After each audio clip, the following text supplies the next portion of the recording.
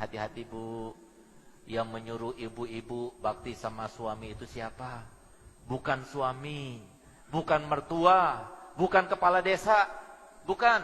Tapi yang merintahkan para ibu-ibu, para istri untuk bakti pada suaminya itu adalah Nabi kita Muhammad SAW. Perintah Allah kepada mereka. Sehingga apa? Ini ibadah. Ibadah itu kita harus tahu.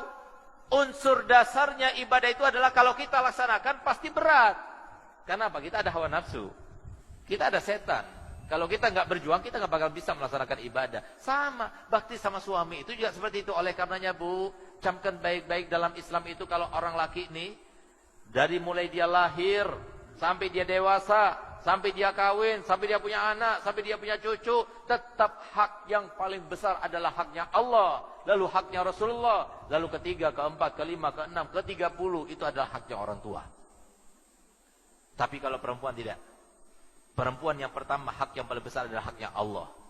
Yang kedua haknya Rasulullah. Yang ketiga haknya suami.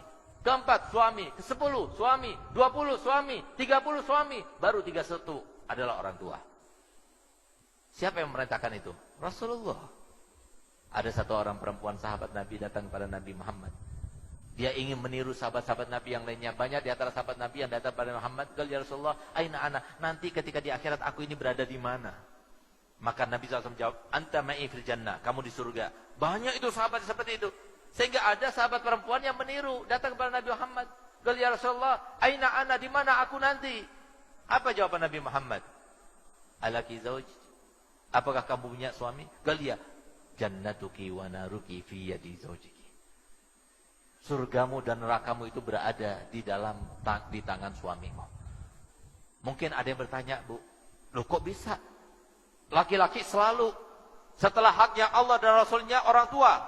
Tapi sementara istri tidak. Setelah haknya Allah dan Rasulnya adalah suami. Baru kemudian orang tua. Karena apa? Itu yang sulit dilakukan. Karena ibadah itu adalah sesuatu yang sulit dilakukan. Kalau seumpama kita Bu, ibu-ibu seumpama dia itu bakti kepada orang tua. Biasa. Kenapa? Paling tidak balas jasalah. Dari semenjak kecil dia ngasih uang. Dari semenjak kecil dia ngerawat. Dari semenjak kecil dia mengasuh. Sehingga kalau kita membalas kebaikannya wajar. Sehingga apa? Kalau kita diperintahkan untuk bakti kepada orang tua, itu biasa. Tapi diperintahkan bakti pada suami, siapa suami? Orang lain. Bisa jadi tetangga, bisa jadi orang jauh. Bukan ada apa-apanya, hanya mengatakan qabiltu nikaha wa tazwijaha bil mahril mazkur. Langsung kalau keluar harus minta izin.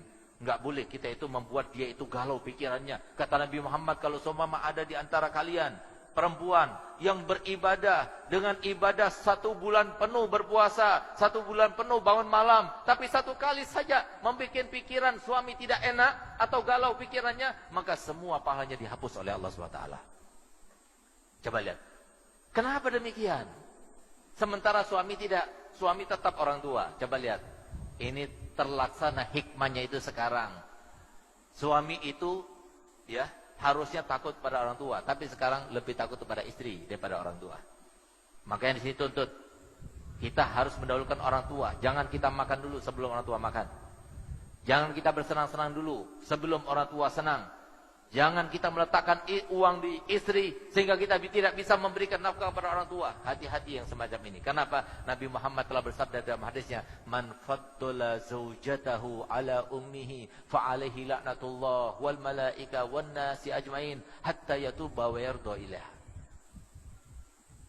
Barang siapa yang mengutamakan istrinya ketimbang ibunya, maka Allah akan melaknatnya. Malaikat akan melaknatnya dan seluruh manusia akan melaknatnya sampai dia bertobat dan dia berbuat baik lagi kepada ibunya. Oleh karenanya Bu, jangan kita katakan Bu bahwasanya bakti sama suami sekarang tidak ada lagi. Saya masih punya ibu. Dan alhamdulillah sampai sekarang saya bangga punya ibu saya. Karena apa? Saya bersumpah di atas mimbar ini 27 tahun ibu saya mendampingi ayah saya almarhum Habib Hasan Baharun yang mendirikan pondok Darul Dakwah itu. 27 tahun demi Allah saya bersumpah dari semenjak kecil saya bisa mengingat tidak pernah yang namanya berselisih berantem, tidak pernah. Yang namanya marah itu tidak pernah pada suaminya.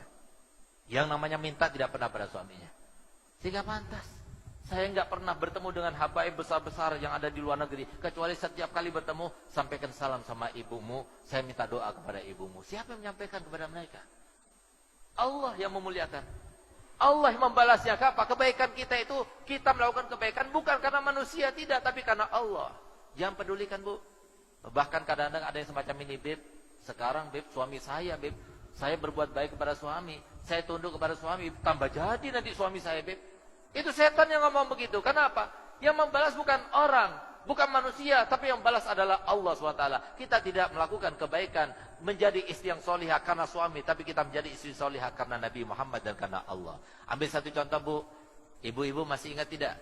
Kira-kira 7 tahun yang lalu di bulan Maulid, ada sebuah berita heboh di Jawa Timur, di mana ada seorang wanita yang sudah meninggal selama 30 tahun, tapi ketika digali ternyata jasadnya masih utuh, bahkan kafannya masih putih bersih.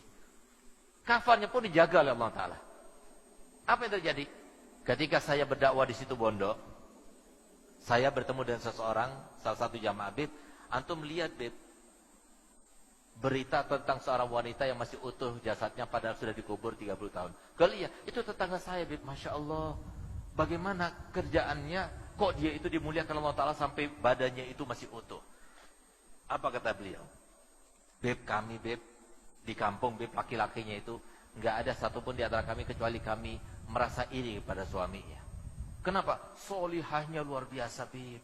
Dia itu baktinya sama suami luar biasa. Padahal suaminya itu tukang mabuk, suaminya itu tukang judi, suaminya itu bahkan melakukan KDRT. Kami sering melihat, Beb, itu depannya orang, itu istrinya dipukul-pukul, Beb. Tapi Masya Allah, kalau ada yang membela itu dia bilang, ini urusan saya, jangan Mas, biarkan saya. Itu dia tempelin, malah dia itu mengatakan pada suaminya, ampun, ampun suamiku. Masya Allah, coba lihat di sini. Lihat bagaimana balasan Allah, biar kita paham. Yang berkecamuk, yang berkuasa, yang bertindak, yang memberikan sebuah ketentuan, bukanlah manusia, tapi Allah SWT yang punya kuasa.